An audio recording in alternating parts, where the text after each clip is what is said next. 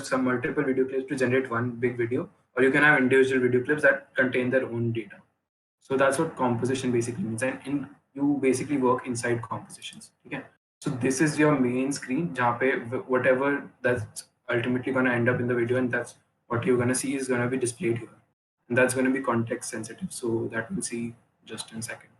Because के अलावा this is the tools bar. I'll go over like whatever important tools we have, and this is the project explorer. So once I create a new composition, and you can like name it anything, okay, and inside here you have like various aspects, so width and height. So these are the width and height of the video that's going to be outputted, and it can be different for each composition, but the main composition that you're going to have needs to have the width and height of what you intend to ultimately finally have in your video. So since in this video I'll be focusing upon like creating some sort of a reel, so I'll keep it as 1080 x 1920. So that's gonna give me a tall phone aspect ratio, right? And other things I'm gonna leave as is for now. Um, resolution for that. These are like deeper things, so it's not like extremely crucial for you to learn right now. Background color, leave it as white because white is treated as, sorry, if you want a transparent background, you change it to black.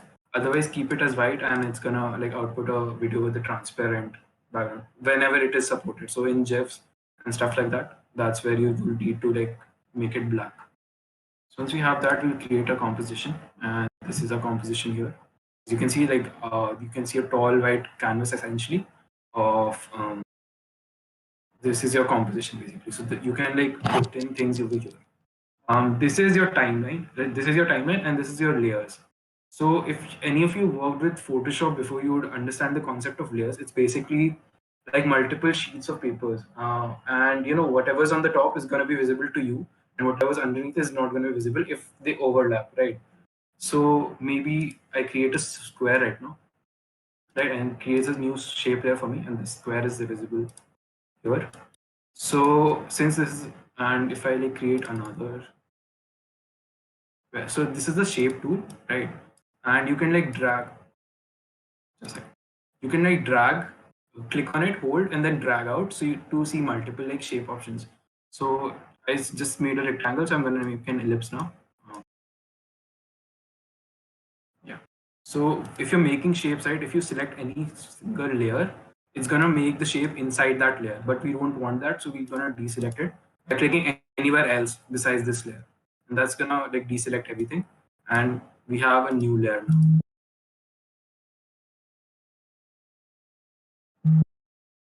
So I'm going to change the fill and properties for now, so you can differentiate between these. This too. So I'm going to change the fill to something like white. No, not white, green. So you can see shape layer 2, since it's over shape layer 1, it's going to be displayed over it, right? And that's basically how this works. If I drag it, if I drag shape layer 1, it's going to be visible over this. So once you have this, I'm just going to center this. I'll get into what that is later on. So you can see all of these four boxes around the circle, right? These are basically your handles to resize this shape, and you can like stretch, compress, and whatever. You can also drag it out and move just like you would in any like image editing software. So once you have all of this, you might want to like scale it proportionately. So if you're dragging and if you press shift, it's gonna keep its ratio and it's gonna scale proportionately, right? If you do alt, it's gonna like it's not very applicable here, but in general, what alt does is like in Illustrator, for example, alt scales from the middle. So in After Effects, that's a default behavior, so you don't have to worry about it. I guess alt is, I'm not sure what alt is doing here, but yeah, that like goes to show how irrelevant alt is. So yeah, I think shift is the most relevant modifier here. So that's gonna like allow you to scale proportionately. Uh, so right, once we have that, let's get into some motion. So if I want to move, let's say I have this sphere, right, over here in screen. I'll like make it a little smaller. So that's shift and drag, right? And I wanted to move it here.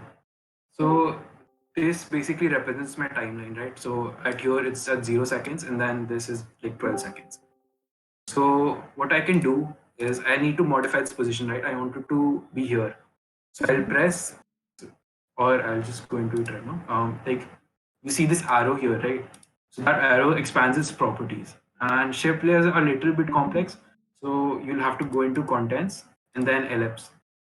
You can see like ellipse properties, so stroke and all. So all of these properties are all of these properties are visible here as well. And you can like also get more properties here. I'll go into transform, right? And I want to change the position of this. So you see this stopwatch icon here, right? That's basically the set keyframe icon. So keyframes are basically you are at this frame at this point right now, right? So you mark it as a keyframe for position, and then that's gonna remember like, okay, I have this position here. And then if I move it to like 4 seconds, increase the Y to where I want it to be. You can also drag it here, or you can like edit and change it, or even drag here. So just drag it along one axis. So I have it placed here. And then since I had pressed this stopwatch, so the moment I modified the value, it automatically sets a keyframe here. So now I have a keyframe here at roughly 4 seconds and one at 1 second. So when I press play, I think it's really slow. I'll just zoom in. So for zooming in, you see this slider, right? Right now the step is like this much distance represents 1 second. But that's too slow for us. So we're gonna use this, drag it out, and that's gonna zoom in into the timeline for us. So this much distance is now 2 seconds. So like the amount of frames you can see just increased. So I'm gonna drag these keyframes. So keyframes are draggable as well in the timeline. So I can just drag this here. So that's gonna drag whatever information was there. Like here I told it to be here at this x and y coordinate during this time, right? So that's stored in this keyframe. I can like move my timeline slider to 2 seconds and then drag this here. If you press shift, right, it's gonna snap to wherever your slider is, so you don't have to like fine tune. So now it's at 2 seconds. So now at 2 seconds, the circle should be here. And once you have two keyframes set, the After Effects is gonna interpolate between them, and then you're gonna get motion. So yeah, so you have like some sort of basic motion now, right? Now, as you can see, this motion is not very pleasing to see because I mean, it feels a little unnatural. And what you're going to end up doing for most of your motion is that you're going to apply an ease in, ease out for that. So there is a shortcut key for that, but I just changed my keyboard, so it's really hard to press F9 keys and all. So F9 key is, I believe, what is used for like transitioning this into ease. So what ease does is, I'll just show you. So if you press this icon, right, it's going to shift from the timeline layer view to a speed graph view. So here you can see the graph of change. So right now this is graphing my velocity, right? It's going to transform with this constant velocity, right? I mean the speed, they call it speed in this. You can change what graph you are seeing through here, this icon. And like by default, it's going to be edit value graph. Just change it to edit speed graph, right? And then you're going to see this graph, which has a linear speed or a constant speed, right? And I want to change that. So I'm going to select these two keyframes. And what I've done is I've selected these two keyframes. All of these squares represent the keyframes, right? So I'm going to select them. And then over here, I have like multiple options. So I'm going to select ease. What that's going to do is it's going to apply this curve to it. So speed is going to slowly increase and then decrease. So basically that's an acceleration and then deceleration. And then what you're going to see is a motion that's like objectively better because it feels more natural, because things, when you're like actually in the real life world, when you push something, it's going to accelerate and then decelerate slowly, right? So that's what we're expecting when we see videos on whatever videos we see. That's what we expect from the motion, and that expectation changes from context to context, that you will see later on in this session. So for now, like we have applied the the ease, and like we can already see that the motion is much better. So once you have that, maybe like right now I want to modify the position as well, or maybe the scale. So I'll select this shape, and then I can do arrow and then move over here and see the scale. Or what I can do is I can select this shape layer or whatever layer I want to modify, and then I can press S. So S is for scale, so it's gonna just display the scale property for this, right? And since I just want to modify the scale, this works for me. So if I say wanted to modify the position, I would press P. If I wanted to modify its opacity, I'd press T, and that's gonna let me modify the opacity. If I wanted to rotate this, which is not very applicable in an ellipse case for ellipse, but if I wanted to do that, I'll press R and then I'll be able to like rotate it. So right now I wanted to modify the scale, right? I'm going to set a keyframe. And once I have a keyframe and I say want to modify just the values I've set a keyframe on, I'm going to press U, and that's going to give me just the properties I've set the keyframe on, right? So that's like really useful because your timeline is going to get crowded and then you're going to see just the properties that you really want to change. So I'm just again going to drag it to here. And if you press shift while sliding your time slider, you're going to snap to whatever keyframe is the nearest. So I'm gonna press this button. That's gonna like set a keyframe. If I can change the value and set a keyframe here, or I can like press this. That's gonna set a keyframe here.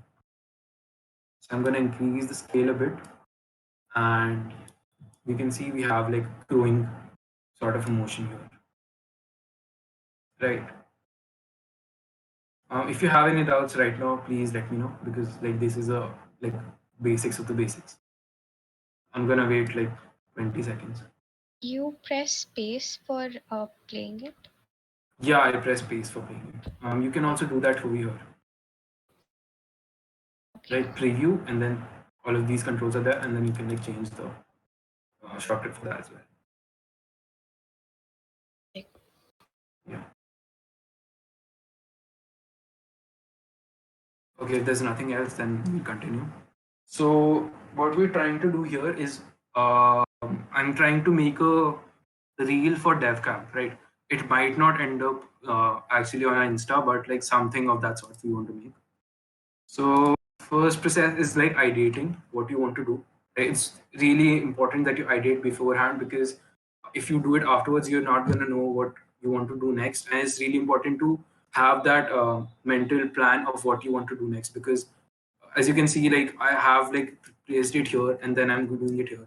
Otherwise, if I had two objects, right, and I wanted some, I would have to like have some pre-knowledge that this part of the screen is going to be empty, right? If I had like two objects, I just duplicated it by pressing Control plus D, right? I'm going to press U, and then I'm going to modify its position to be over here. Right? Something happened. Wait. Yeah, I think I some uh, the keyframe got overwritten for some reason. So like I would have to know that this part of the screen is going to be empty, right? So it's really important to plan out ahead. So what I'm thinking of making is um, first we see a phone, right? Outline of a phone, and then in that phone we see DevCam a logo, right? And then a finger comes and it swipes right, and then we see like we showcase like we're trying to showcase that through DevCam you're gonna learn a lot of things, right? So maybe you see Django ka logo after you swipe, right? And then we can like carry forward that animation to like display um, all of the technologies that we're gonna teach. So for that, I'm gonna need to create some assets. I think that's not strictly part of the session, but it's really important to do anyways. So I'll just quickly do that. Should not take a lot of time. So I'm opening up Illustrator. It's not really important to use Illustrator, like especially at this point, because Figma is like really powerful. You can create almost any illustration you want there. But especially with working with After Effects, you're gonna find that the integration Adobe provides is really important because I can, let's just say I create a new file right now. My computer is a bit slow right now. And yeah, also for video editing or like motion graphics also, you need a lot of RAM. I had to like upgrade my laptop to 20 GB just to handle like some professional level projects. So yeah, that's something you need to keep in mind if you're getting into this. So I'm just gonna create a basic phone, not like really trying to put much effort here because that's not the aim of the session.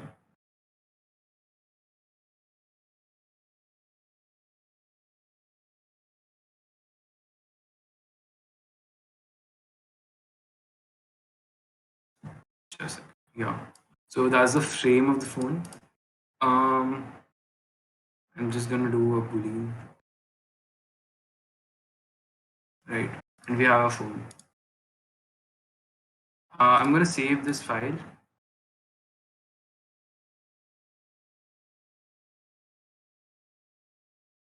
Should have created this beforehand. Now that I'm doing. Slash.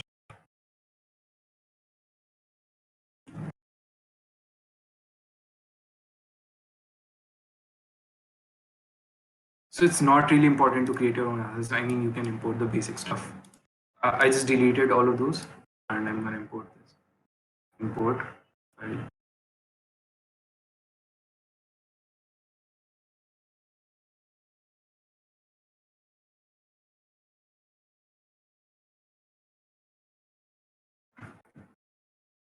That's not how I. Just a second. I will drag it in.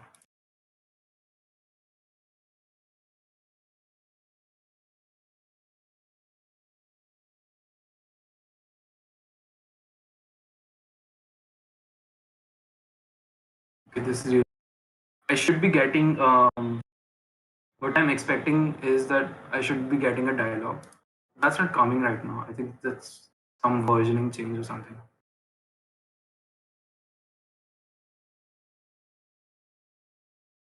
Weird. Anyway, I guess we'll have to work with this. So we have our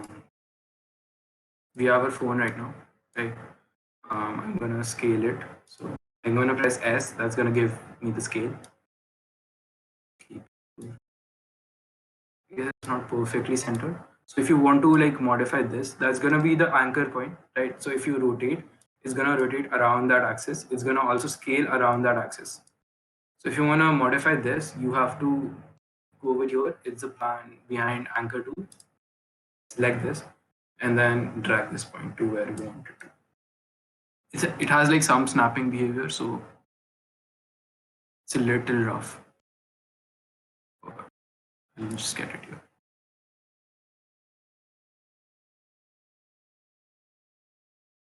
Okay.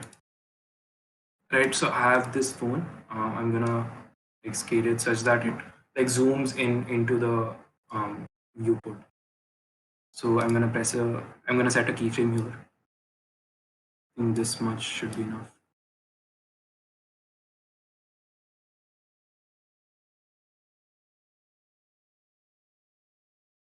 So for this, I think linear motion works. You can always like add in easies.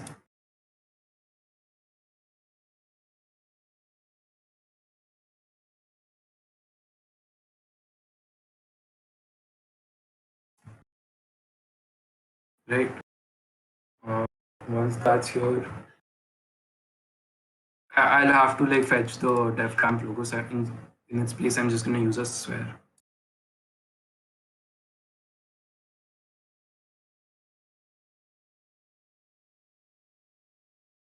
Let's just change the color. I think this works. I mean, it does not look hideous, so that's fine for now. Right. So we want this sphere to come from the bottom of the phone, right? But we don't want it to come from the bottom of the screen, just from the bottom of the phone. So what we're gonna do for that is we're gonna create a mask, and a mask basically does what mask basically does is it tells After Effects essentially that I'm gonna show this object that's a mask been applied to in the area of the mask only and not outside it.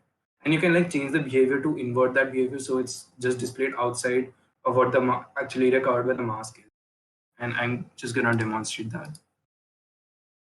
So let's select a rectangle. Make sure nothing is selected here. And let's draw a rough rectangle around this. Right. I'm gonna increase the border radius.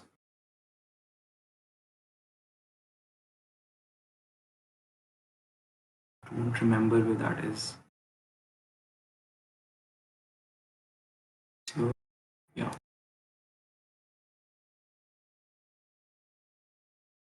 Okay, I think this somewhat works. Right. So once I have this, I'm gonna use track mat, right, on the circle layer. I'm just gonna rename this.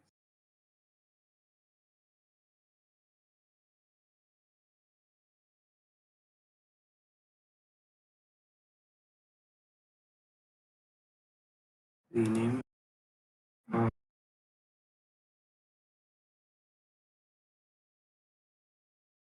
and that's gonna be right. So on the mask needs to be above the layer that it's trying to like mask. And once you're under that layer, you're gonna see like track mat here. If you don't see these, click on this button, and that's like by default, I think it's gonna be here. Once you click this, you're gonna be able to see all of these menus.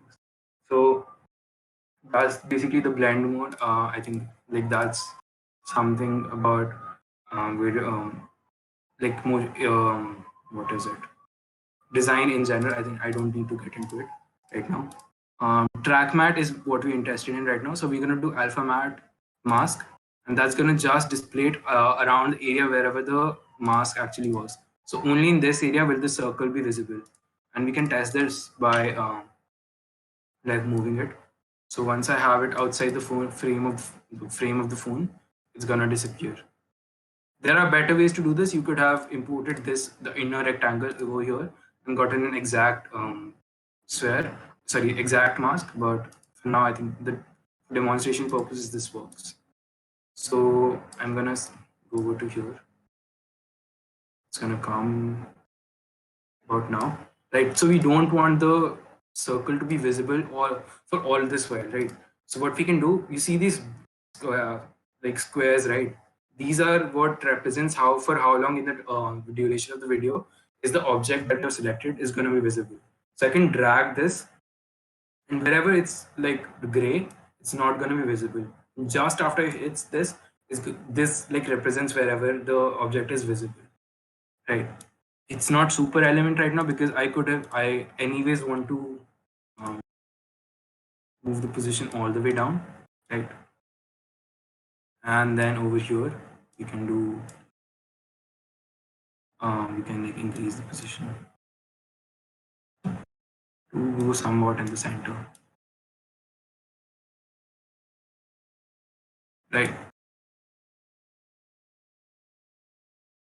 So that's a basic animation. Does not look that good, right? I mean, the phone comes first, it's blank, and then you see this logo pop up.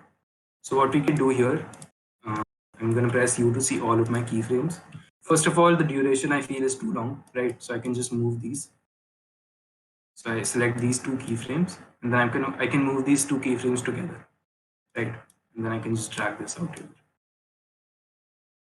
You can drag this also, so that's going to drag the whole layer and its visibility around. So I think we've reduced the duration. What we can also do, right? We can parent this ball to the phone, right? So what that will do is that will pin the phone, pin the ball to the phone. So the ball is gonna scale with the phone. So it's gonna appear as if the phone was in the ball was in the phone, and as you scale the phone down, the ball is gonna scale that as well, scale itself as well. So I can just do this. This is basically the parent link, and I can drag over here. So I click and drag, and then drag it to the object I wanted to parent to. So once that's parented, um, and I'll have to like move these keyframes a little bit forward so that you're able to see. As you can see, the phone it's scaling with the phone. But since the mask is not scaling with the phone, I'm not able to see the desired behavior here. Like it's because the mask is still a constant, right? So I want to change that. I'm gonna go over here where the dimensions of the both of these match, and I'm gonna parent it as well. Once that's done, I get the desired behavior. Right. So I think this feels like much better. They can improve the animation a little bit because this is linear. and we all hate linear here. So yeah, so this is ease, but what you can like you can also modify the ease effects.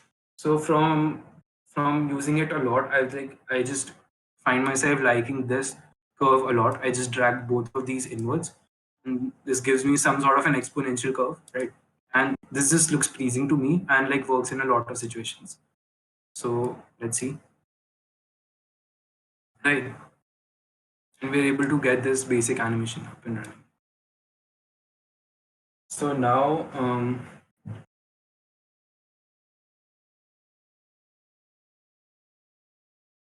looks good, right? So now we basically want a hand that's going to come in and swipe across the screen, and then the object that's in the screen is going to change. So to do that, I'm going to import a illustration that I made beforehand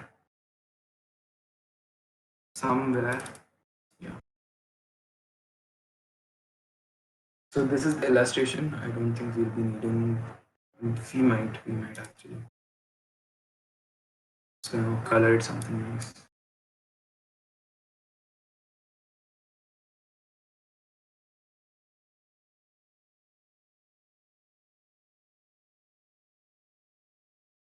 Right. I think I have to complete this illustration a bit.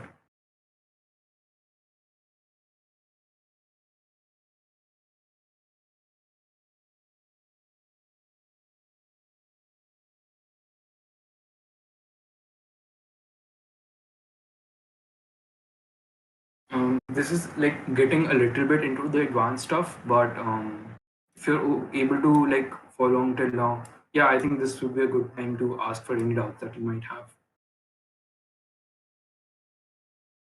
I'm gonna like wait for 20 seconds. The only thing that's kind of confusing is the parenting part. Like, All right, what change is there? I didn't see like what's the change over there. sure. I'll create a new composition. So you can like in your project view, you can create new compositions as well, and that's gonna be like functionally different from. It's gonna have different contents, right? So once that's selected, so I have all of these both of these compositions here, right? So I can switch between them. This is our like the one which we were previously working with, and this is the new one. So I'm gonna create a rectangle here. That's gonna be this. Right? Let's create another rectangle. Right. I'm gonna change the color. Black, dark yellow, really dark yellow. So this is gonna be our parent, and this is gonna be our child. And I'm gonna parent the child to parent. Right. So the relation is established. Parent link you can see parent. Right. So if I change the position of this, the child is gonna follow the parent, right? But if I change the position of the child,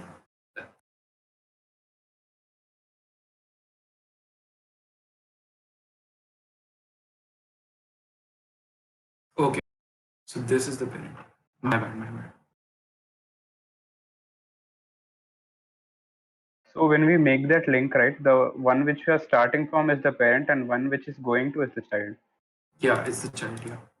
Okay. So now it's correct. So now it's this is the child and this is the parent, right? So if I move the child can go wherever it wants, but the parent, wherever the parent goes, the child has to follow them, right? And it goes for all the properties. Scale is gonna be applied to both of them. Even transparency is gonna be applied. Transparency not so much. Rotation, yeah, rotation as well. Yeah, so that's what this means. Basically, you can move the child anywhere, but it goes with the parent wherever the parent goes. All right. Yeah, understood. Cool. So we have this, right? Let's just import another, or we can like duplicate it as well. So I've duplicated and made another sphere, and so I cannot use like the same track mat for multiple objects because um, like it's gonna create some problems for me. I mean, I can do that. I can like group them into one thing. I'll get into it later on. For now, I'm just gonna duplicate the mask as well, right? So that's gonna give me two masks, And this is another sphere that I have, right? I'll change the color so it's more understand, like something blue. And like for now, imagine that this is some another object, right? I'm going to modify the position. I don't want it to come from the bottom. I want it to come from the side. So I'll do that. Here.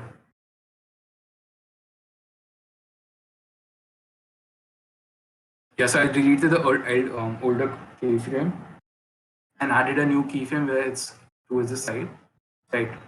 And okay. So now it's coming from the side and it's following the mask behavior. So now, like it's coming in from the side, so the one that's already here needs to go. So what I'm gonna do is select this, see these keyframes. I'm gonna go over to where it comes here and I'm gonna move this out of the way. So over here. Now you can see this motion path that it's taking, right? That's not exactly what we want. We don't want it to curve and then go above and then go there. We want it to hold it. We want to hold it here for some while, right? So right now the motion looks something like this. That's not what you want at all, right? So what we're going to do is we're going to create a hold. So I'll just start this animation from here instead. I'm going to select this keyframe. I'm going to press Control C, and then right where my slider is, wherever I want to press, like hold the keyframe for, I'm going to press Control V. So since both of these keyframes have the same value, so it's not going to have any motion between these keyframes. Once I press play, it's going to hold for a while and then swipe out.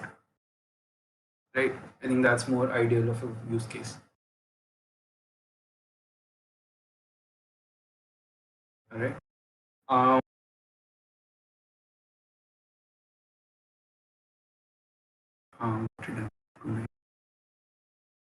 So right now this, I mean, this looks fine, but one thing that I always end up doing towards the end of the project is I toggle switch modes, select all of them, and this is motion blur. So motion blur, I mean, when in real life you see some objects moving, you have some blur associated to them. You don't have that much clarity to see objects in motion, right? So you add some motion blur, and that's gonna like make the animation feel a bit smoother. Even though you have not changed the keyframes, you've not changed the timings, the animation is gonna feel a little bit smoother because like between every frame, it's gonna have.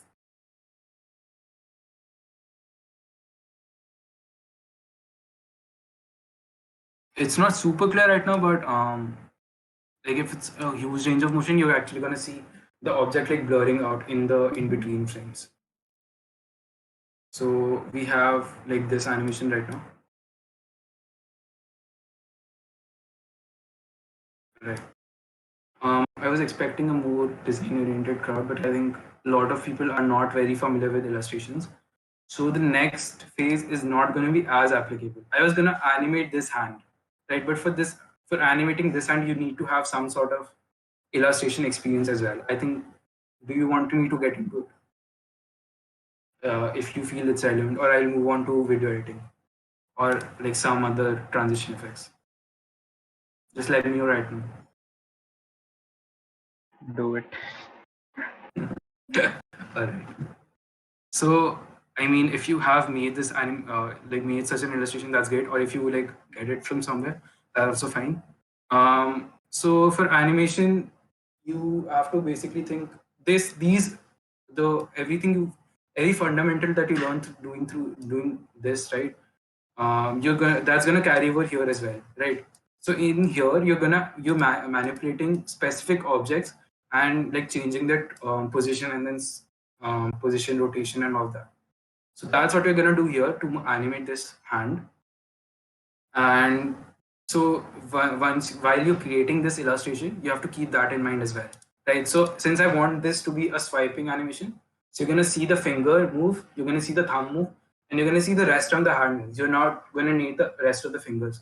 So I've created the rest of the fingers as this object, right? So that's gonna be animated as a whole. We have the thumb that's gonna rotate. So I've given it some sort of extra extra edges so that it's able to rotate well, right?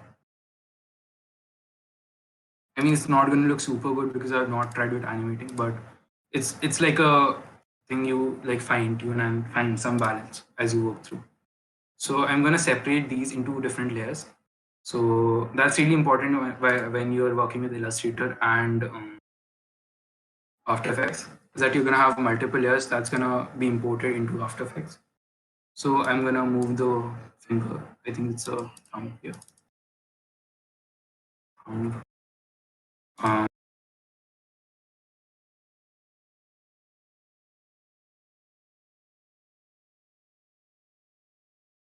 So this is going to be the index. I'm going to drag the index to here, and that's going to be, yeah, I'll just make this a sub layer. So we have this, and then this. Ideally move it above the base layer, right? And then we're going to save this, and I'm going to try importing it. Let's see. Hopefully this gives me the dialog. Yep. So I wanted this dialog right before also. Now that I have it, I'm going to change the import kind to footage because I want different layers. Sorry. I want it to be imported as composition itself, and I want it to be document size. Like remember these properties. It's because you want the positions to carry over, so that's like what you have to do.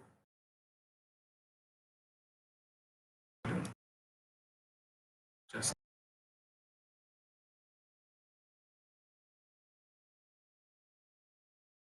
all right. So I have this hand now.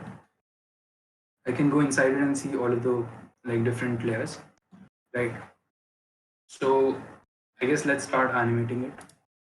So hand is being imported as a composition in of itself, right?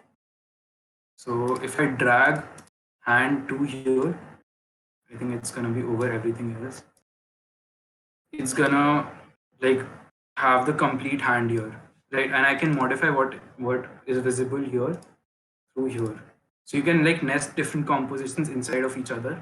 And since this hand is another composition, I can like go into it. Maybe like right now that's not final, but I'm gonna move this finger over here and then see the changes carried over, right? So that's great. Okay, so we have the hand here, and let's just start animating it. So first of all, since this is the base layer, I'm going to animate, parent all these fingers to the base layer. So parent and then parent.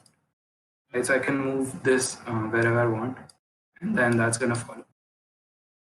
So I want the hand to come sort of from the side, right?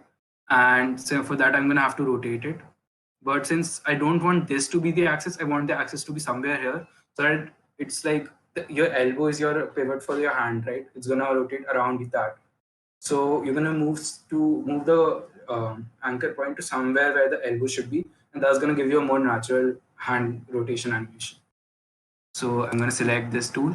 I'm going to drag this downwards, maybe somewhere over here. Yeah. And then I'm going to rotate and see. Yeah. Not super, not say it's super good. Maybe I'll have to like pull it downwards much further.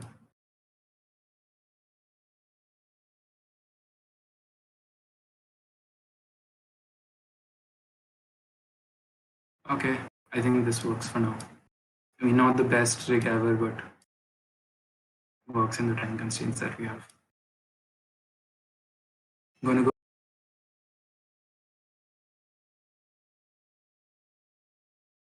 So now, 1 second. I want this to be a pretty quick animation because it's like the one that's starting it. And as you can see over here in this composition, the width of this is not as wide as the composition itself. I think we're gonna have to scale that as much a little bit. Right.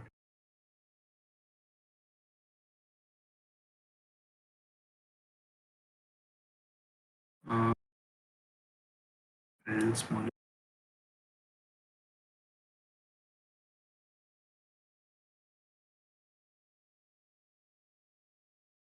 So it's gonna have to come from the other side because we're swiping in this direction.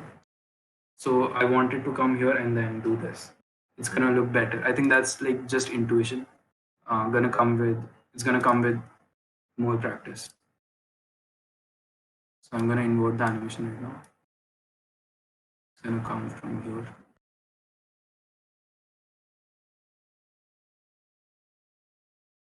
Oh yeah, it's ulta right now. Wow.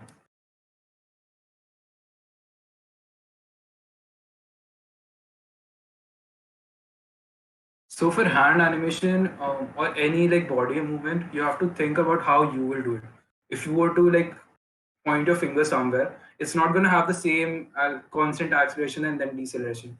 It's going to accelerate very fast and then accelerate. It's going to constantly accelerate for a long time and then come to a stop very quickly. So that's what our animation curve is going to represent. I'm going to do this, right? So a really long acceleration and then a very steep deceleration. Right? It can even have some sort of a bounce. So I'm just going to add that. Slightly tricky to do that. You have to put it a bit downwards.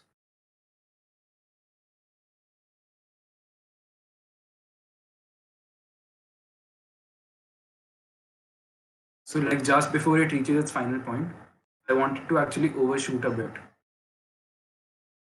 Just a bit.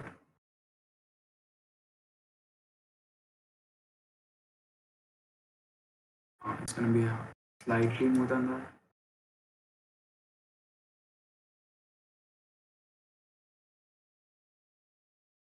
No, feels too like snap.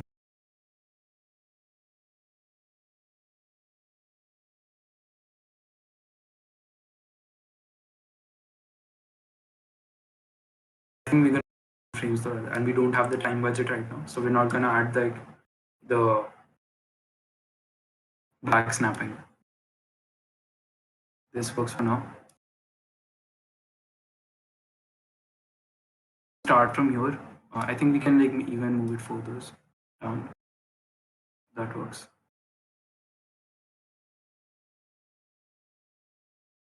Yeah.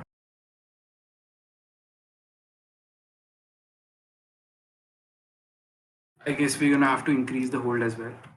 So and drag these a little bit outwards and then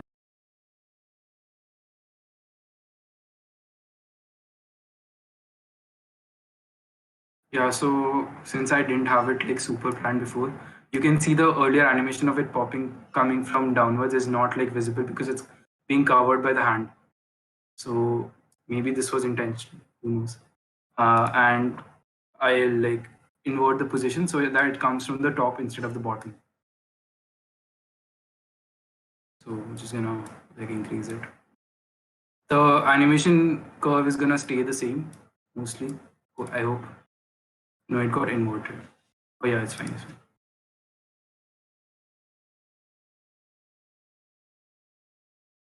Yeah. So it feels like it's like snapping into the movement. That's not what we want exactly. I'm gonna move it slightly ahead.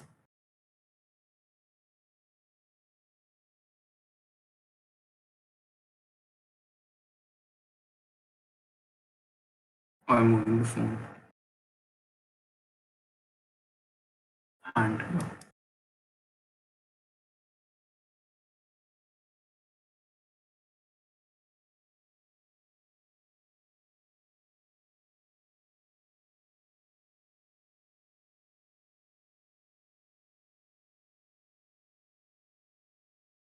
okay, fine. I think it's fine that it's coming at the same time. The rotation is gonna be a little bit off. Let's modify that.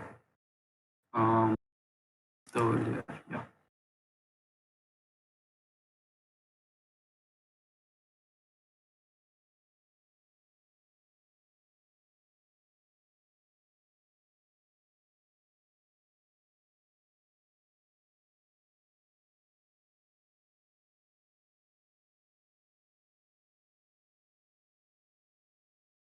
So I want this hand to come.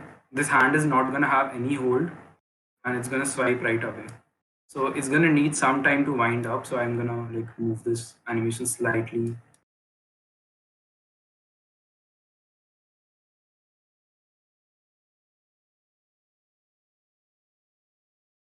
Right, I think it's important to like show some animation principles.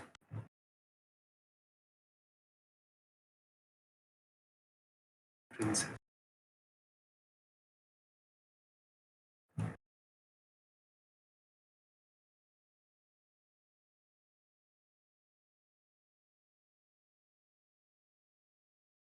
a lot of this is applicable right now.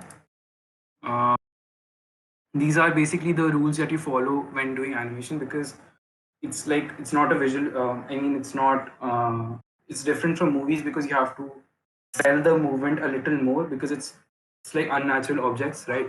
So you have squashing and stretching. So objects stretch in size or squash based on the movement. That's not, all of this is not very applicable in motion graphics. Mostly that's going to be applicable is timing and motion, that I have like touched upon a lot in the session. Staging. So I mean, not staging. Not exaggeration. What is it?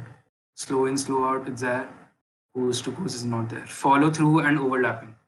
So yeah, anticipation basically. So basically, since I want to swipe right, I want to first swipe a little, move my hand a little bit towards the left, and then I'm going to swipe right. Right.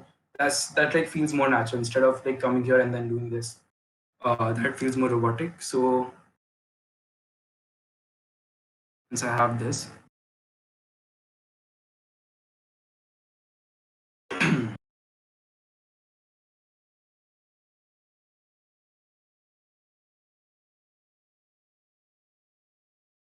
this is not the best workflow. I just wanted to show nested um, nested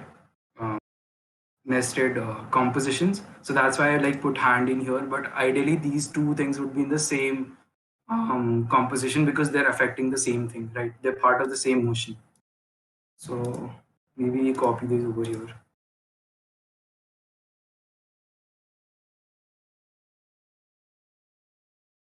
That's gonna make my work a lot easier for me.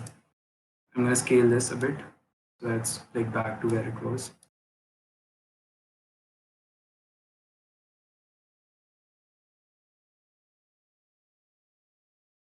And I have to rotate it also. Oh, okay, that's there.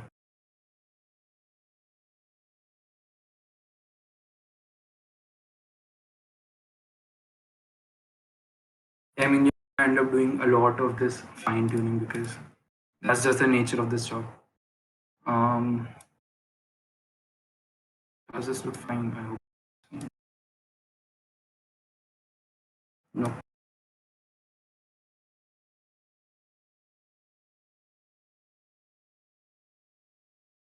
Yeah, this looks super bad.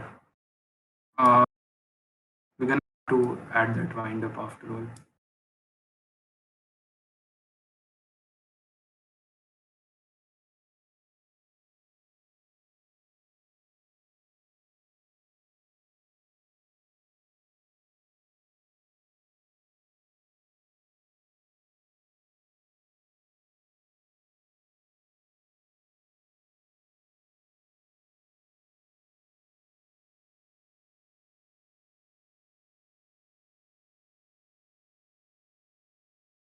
If you have any doubts in the meanwhile, please let me know. This is gonna take me a while to understand. Yeah, a lot of it is gonna be like playing back again and again, because you wanna see how like you can improve the animation. What's like feeling off. Right now, this feels off. I might not do anything about it. Just trying to look for something easy fix. Yeah, there's no easy fix. I think you're gonna have to increase this animation, but that's gonna like involve moving all of these keyframes. I'm just not gonna do that right now. So yeah, we have this. I think we said we don't want any hold. So I'm gonna increase this. That's gonna like give us some time budget at least. Yeah, I think that looks better. This can be a little faster now.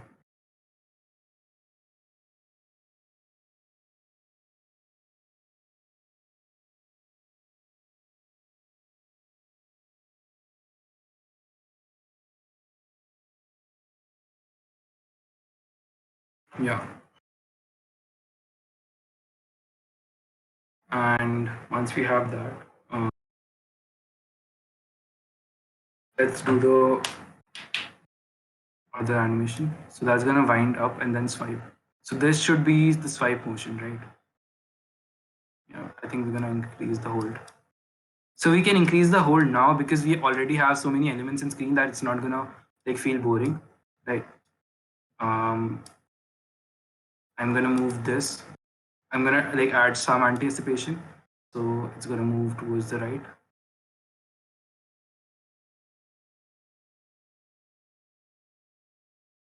So since we have this hold, I think we're gonna have to add some hold after because it's like over, it's bouncing back and then it's going in the same direction again.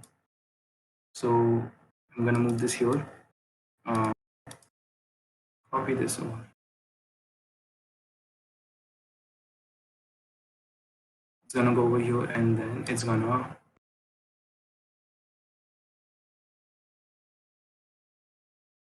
till about here.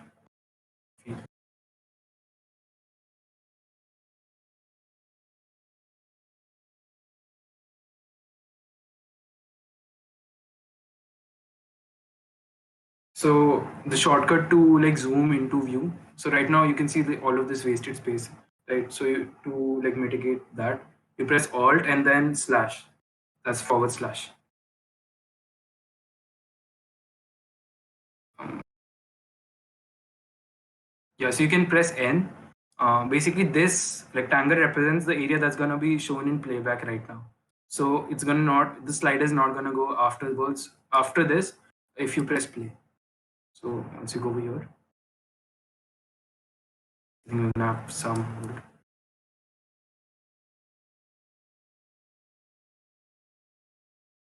But this hand feels a lot very static, right? It's not natural. It's just a image of a hand moving. That's what it feels like right now.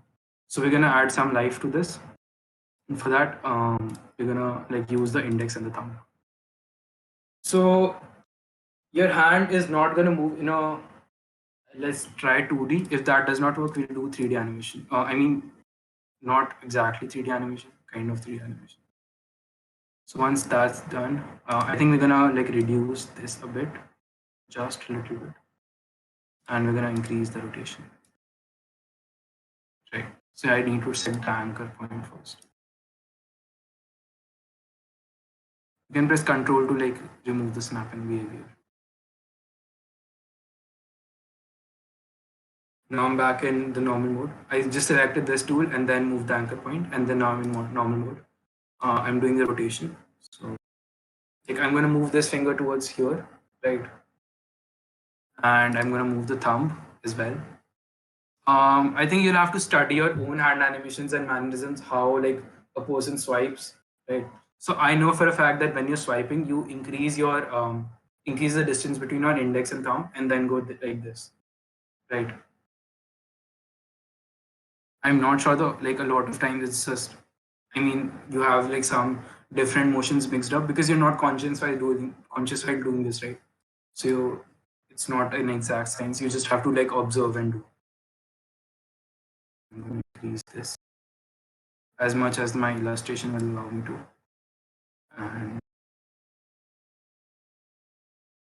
oh shit, and add keyframes.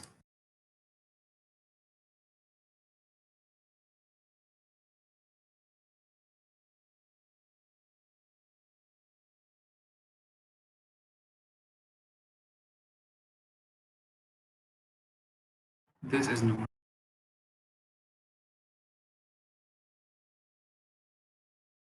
Ah, that's really. Let's see if we can modify this a little bit. I mean, if you change the dimensions of your object, it usually like messes up with its placement inside here. So it's like always not always a super good thing to do. I don't think we have a choice in this case. So you're gonna save that, and it's automatically gonna reload stuff. I hope that worked. Let's see.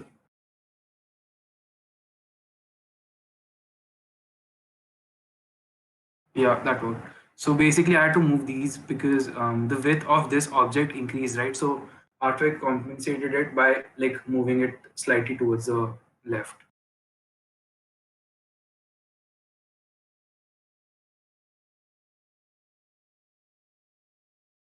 Right. I think we're gonna have to add some sort of a 3D animation as well. So I'm gonna click on this, that's the 3D layer, and it's gonna make this a 3D layer. And I'm gonna increase the rotation in the Y direction. No, not in the Y direction, X direction.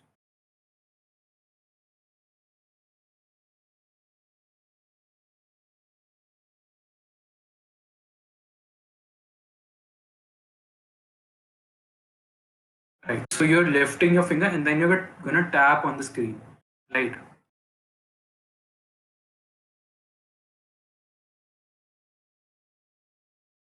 That lifting is gonna have to happen beforehand, right? This animation would be you pressing down, not going upwards. Did I? Oh, I did not set a keyframe. Rookie mistake. All right. It's gonna press down now, and then it's gonna swipe. So this is gonna be a lifting up behavior. So we're gonna have some anticipation for that here. It's gonna stay constant, and then here I'm gonna do slightly gonna lift. You feel it's flat, but without that bounding box, right? You don't get the context of it being a flat plane, so it feels 3D enough.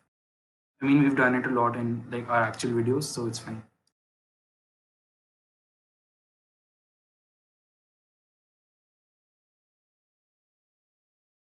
Uh,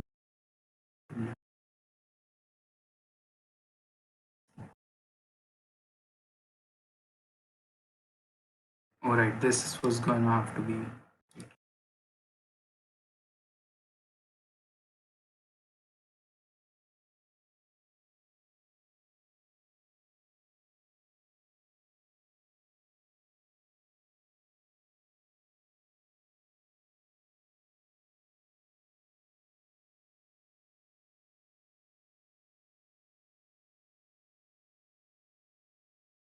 I think we're not able to get the context that it's lifting up because it's like lifting up so much. So I'm just gonna do this. That's mostly due to the angle of it, right? You're just underneath it. So lifting up or lifting down is gonna have the same effect on its length. And that's why it's not super telegraphed what the animation actually is.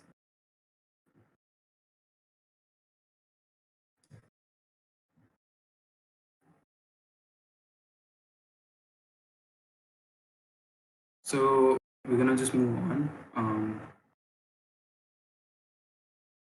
This is getting slightly harder for me.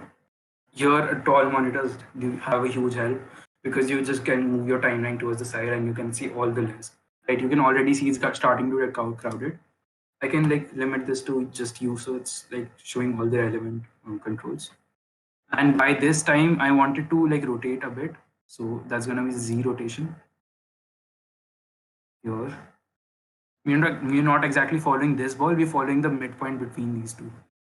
Um, and the thumb is gonna come in a little bit.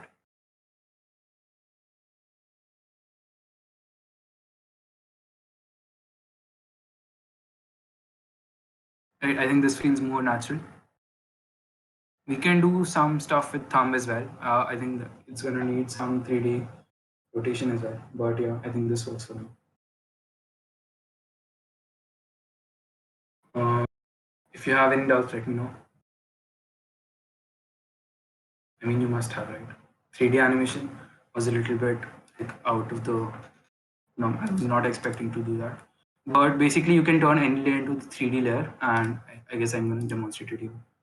So you can convert any layer to a 3D layer, and then you can like change the various aspects of it. So why am I not seeing the rotation?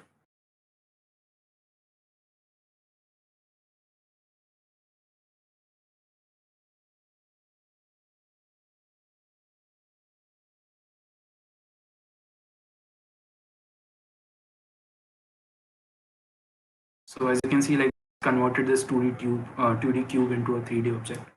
And the anchor I've set it here, so that's why it's rotating about that axis.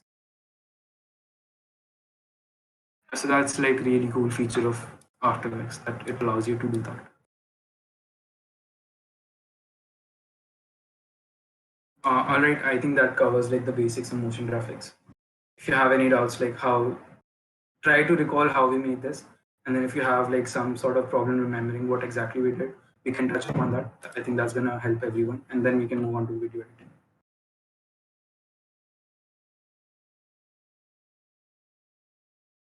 If you feel you can improve this animation, do let me know. I mean, it's like at the end of the day, you're not going to be the one like watching the video. It's going to be the average viewer, and if it feels off, do let me know about that as well.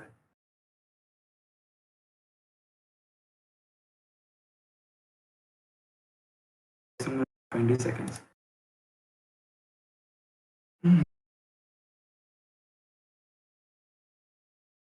Are you following along till now?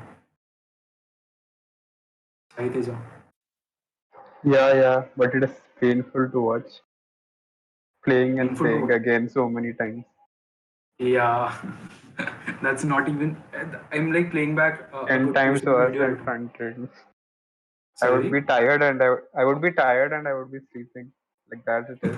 I mean, Yeah, you get so many times and you still get the same, like it's not feeling real. And uh, yeah, that's true.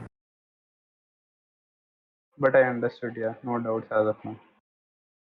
All right, that's Few great. parts are there, but like that I need to rewatch entire like again. Yeah, I mean, we can recap right now because like I finished it in 1 hour. I was not expecting that. So if you want to, we can recap because a lot of people might have missed. The hand like bringing the fingers like close apart is Okay. So for that, I had like I created two separate objects basically, right?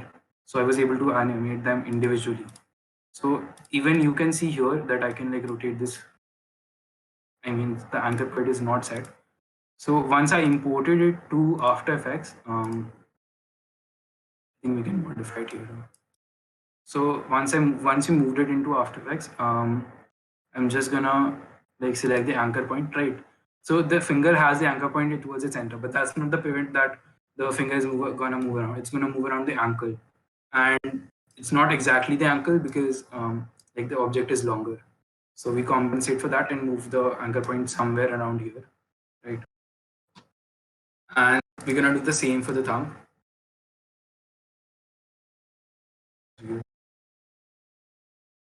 All right. And then to rotate, you just press R. You see the rotation values, and then you can rotate it. That's like whatever way you want to. You can also select the 3D layer. That's gonna give you the orientation or the rotations, and here you can like rotate it in the 3D axis. okay. Mhm.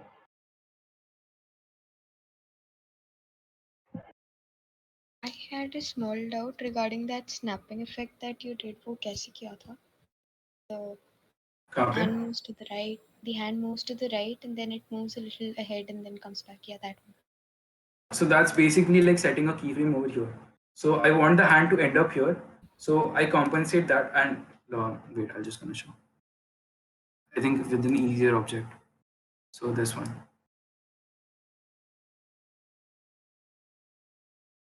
I'm gonna set a keyframe and then let's oh shit, keyframes on the way.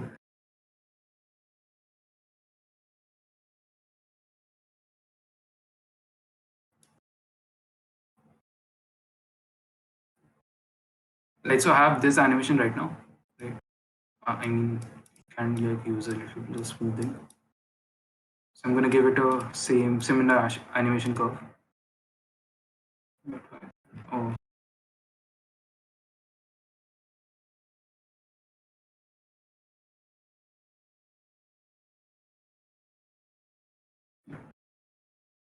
so I'm gonna give it the same animation curve. Right.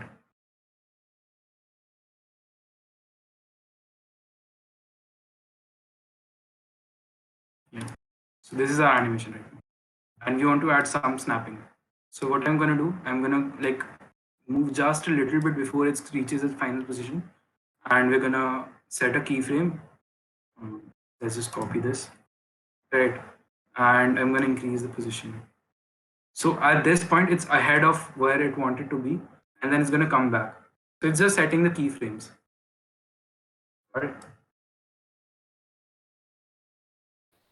I set a keyframe before it reaches the final point. Well, the keyframe has the value of it being ahead, so it has to come back. All right. That's it.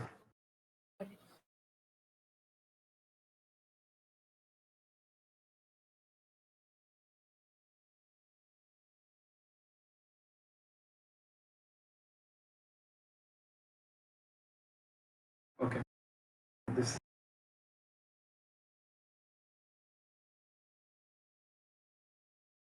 So basically, what we did was we Yeah. just basically what we did was we just added the hand and we rotated it like at each frame so that it'll come closer, and like we added a snap so that it looked more real, like going forward and coming back, like kind of snap effect. Yeah. That's what. So that's what I was saying. That any animation you do, all of these fundamentals are going to be like used in that. You're not going to learn anything new besides these. Like masking and all of these is all you're going to need. I think we can go over some transitions also. So like I'll create a new layer. It's all anticipation and trial and error. Yeah, it's a lot of practice and like trying to get a feel of what looks good. I mean, even this does not look good, right? As good as I mean it should. And this is a So single frame in a video. yeah, yeah. The DSC animation that you see in the beginning, right? All the dots and then they Yeah, combine yeah, into yeah. that took me 6 hours to make. Woman Techies video, how long did it take? Seriously, salute to that This person, one, really. this one is like done in a week by Swam. So I think that was like a Seriously, salute. regular. Yeah, it's a lot of work. Um, yeah, I was gonna show like some typography. So this was motion graphics, right? You're working with uh, like actual graphics. So a lot of these fundamentals are gonna carry over, but the with typography, you're gonna be animating text, and the I would say the animations are different there. It's not like coming from side. I mean, it is coming from side, but it's not snapping. It's not stuff like that. It's appearing out of somewhere or like stuff other than that. So I'm just gonna touch upon that as well. Um,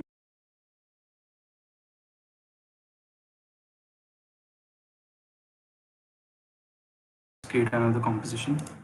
Um, so we'll do a simple animation. I'm just gonna like make it as I explain it.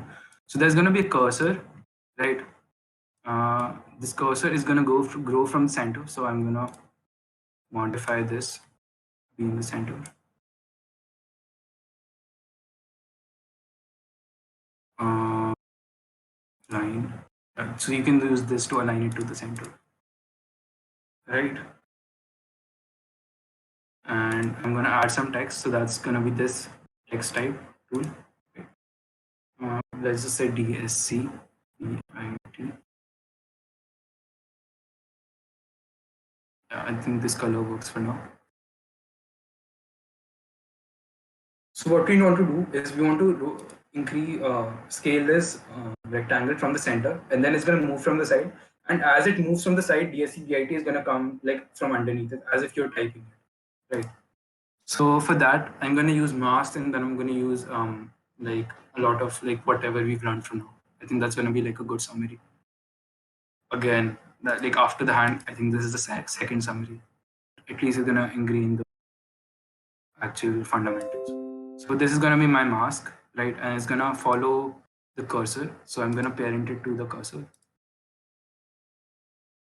right? And TSCVIT is going to be hidden by this.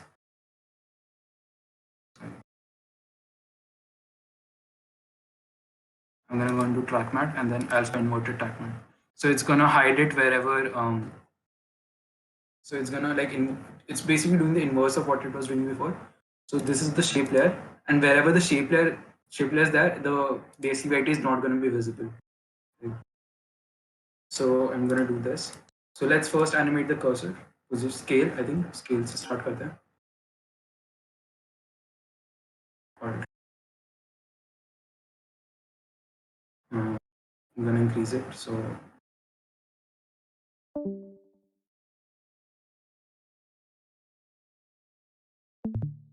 alright. So I don't want the scale of this what is it? The mask to follow the scale of the cursor, because this cursor is gonna go from nothing, right? And in the meantime, we don't want to show this. There are other ways to do this, but I mean the way which we are approaching it right now. So what I'm gonna do is I'm gonna unparent it, and I'm just gonna parent the position, right? Just the position of the mask to this. So it's not gonna follow the scale. Contains an expression error. Alright. I parented the position to the scale, so that's not gonna work. So I'm gonna parent both of these positions together. But now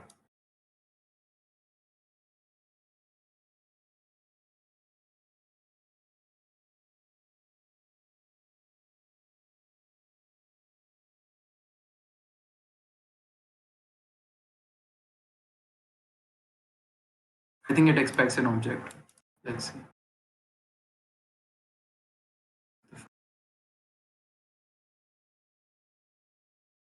Expression position. This.com.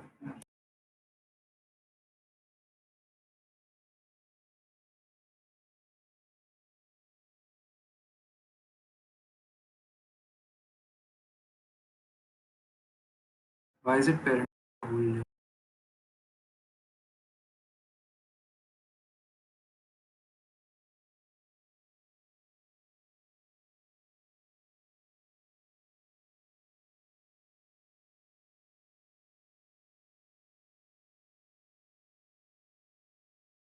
CD.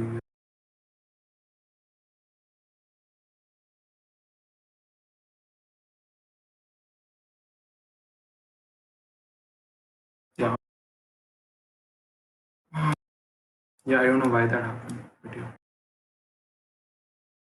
So I'm gonna scale it down. I'm gonna unlink. So right now it's scaling in both X and Y. I don't want it to scale in X and Y. I just want it to scale in one direction. That's gonna be this. So it's gonna grow from nothing, 0, and then I think it can be a bit slimmer.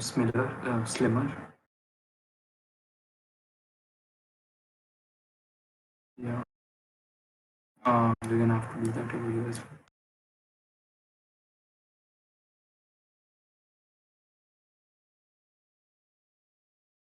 We'll add our favorite animation curve to it.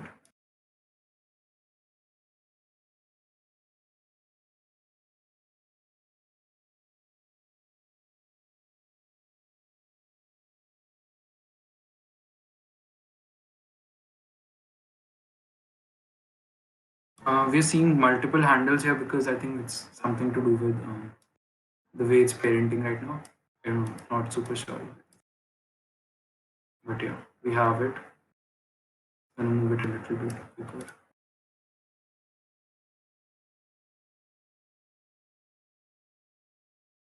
Alright. I'm gonna move the text initial position to be here somewhat. So it's hidden. It's gonna have to just be at the border so that the animation looks good. Once we have scaled this up, I think I'm gonna reduce it even more.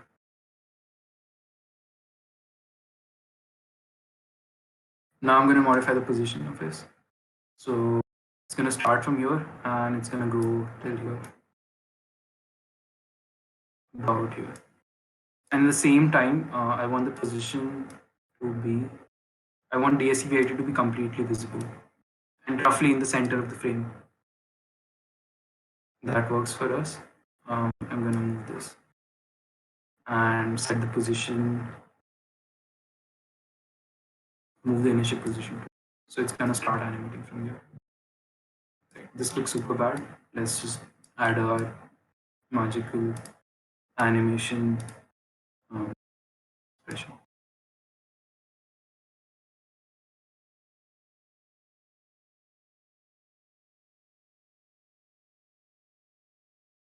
That's about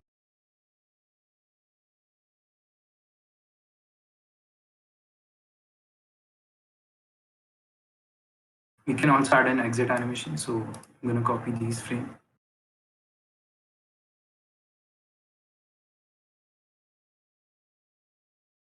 One thing you have to note when you're copying frames is that the animation curve does not always like carry over. So you're gonna have to like redo it.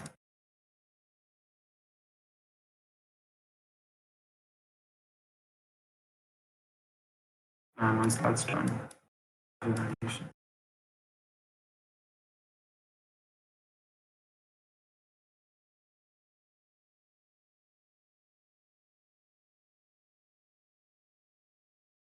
Alright. Yeah, I think it's clear to everyone by now. I hope. Yeah. Yeah, understood. Alright.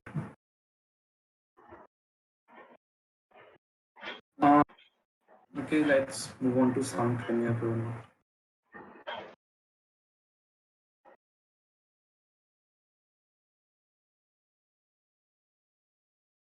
I'm just gonna go over the basic UI and then cutting and putting like video elements together. And that's gonna be enough for now. Like probably gonna open a existing project.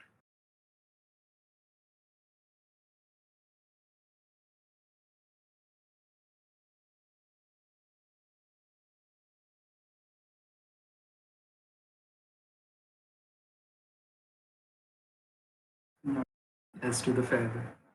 I think a lot of you are freshers, I guess. Yeah, so you didn't see. Did you? I don't know.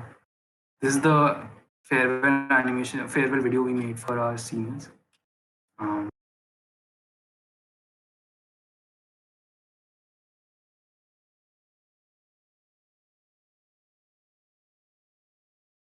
so I think we ended up adding some music. I don't remember.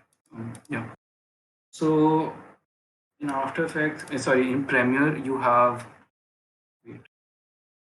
I mean, this is a really complicated UI. I think I'm gonna like simplify it a bit. Okay, I don't think that's gonna be possible right now.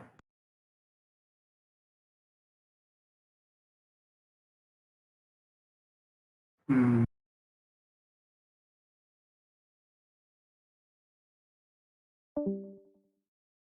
Like super slow. Anyway, so I'm just gonna add two clips, right? So once you open a project, you're gonna have like some sort of project browser here, and you can drag clips into it. And this is your timeline. Basically, some of like whatever you learned in After Effects, that's somewhat is gonna carry over. So you can drag stuff here. This is gonna be one clip. I'm gonna disable these tracks. So basically, inside After Effects, you just have layers, right? But in Premiere Pro, you have tracks. So it's functionally the same, like whatever is above the below, what V3 is going to be above the second video track. And in functionality, it's a little bit different. You like use it to combine different things. And then if you want something to overlap, you like jump up a track. But mostly you restrict yourself to one video track throughout the project. So we have this video file, right? And if you want to shrink it, we're gonna use this handle to shrink it. We can like add another, and we can shrink, and then like we cannot increase it beyond its original length. So that's why I was not able to increase it. This is the audio. You can zoom into it, and like you can modify certain aspects of it. So let's say I want to reduce the audio level, right? Yeah.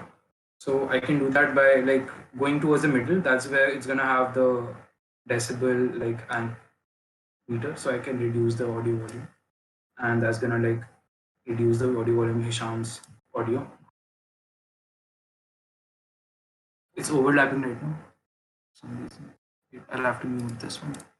If it's overlapping, then there should be more than two videos, right? No, because it's overlapping as in like the space that's contained by this is completely overridden by this. So that's why. So there is another video at the bottom or something. Yeah, yeah. If I had to like reduce the opacity, if I can, you're gonna see the other video. Gotcha. Okay, okay. Same way the layers work. Exactly the same. Yeah, there's a lot of stuff you can cut and all, but I think it's like getting late. It's already 11:30. So I guess I'm going to conclude this now. If you like guys really have some interest in video editing, I think I can take another session. Yeah, I'd love if you could take. I want another session of video editing specifically. All right. After Effects. Yeah, After Effects हो गया ना. Premiere Pro. हाँ मतलब We're even gonna do this. Premiere Pro से like, After Effects is much more fun. हाँ, dynamically क्या? अच्छा, okay, fine. I'll like go over that as well. Yeah, okay. I think this is it for. Let's conclude the session. Ending doubts बता दो, नहीं तो फिर बंद करते हैं. My throat is No fucked. doubts. Pretty informative session. Thank you. Thank you for attending. After Bye, Effects guys. के video clips को how do we import Premiere Pro? After Effects say you either if like first of all you have to decide what the project is. If it's mainly a motion graphics project, you're gonna create it in After Effects, and then you can like export it to a video file. I think I did not go over that, so I'll go over that right now. You can like for exporting this as a video, you can like file, export, and then add to render queue or add to Adobe Media. If you have Adobe Media encoder, that's good. Otherwise, add to render queue, and that's gonna add it here. So here you can modify the various properties. So lossless में जाके you like generally change it to QuickTime because that's like a compressed format. Otherwise, like this 5-second video is gonna turn out to be 200 MBs because it's uncompressed raw data. So they export a QuickTime or an AVI and then convert it to MP4 using like hand click. So that's file, export, add to render queue, and then over here you change the various properties. Or you can like install Adobe Media Encoder, and that's gonna give you this UI. So here you have like all these various presets that's gonna encode, like that's gonna compress the video so it's like more manageable. Yeah. So to answer Pragati's question, are you gonna export it to like an MP4 video and then import it in Premiere? Or if you are working with a Premiere project and you want some motion graphics in it, you're gonna go to File and then Adobe Dynamic Link and then new After Effects composition. So it's gonna like export it to After Effects. You can like even import After Effects compositions, and you can like just how I can change it with like this file is open, I can modify it, and if I save it, the changes are gonna carry over. So if I go over here, I think the hand should be taking space now. Yeah, I think we modified it so the dynamic link broke. But yeah, that's generally how this works. You have the file open, you can modify, and then the changes are live reloaded here. So you can then import, where is it? Adobe Dynamic Link and then import After Effects.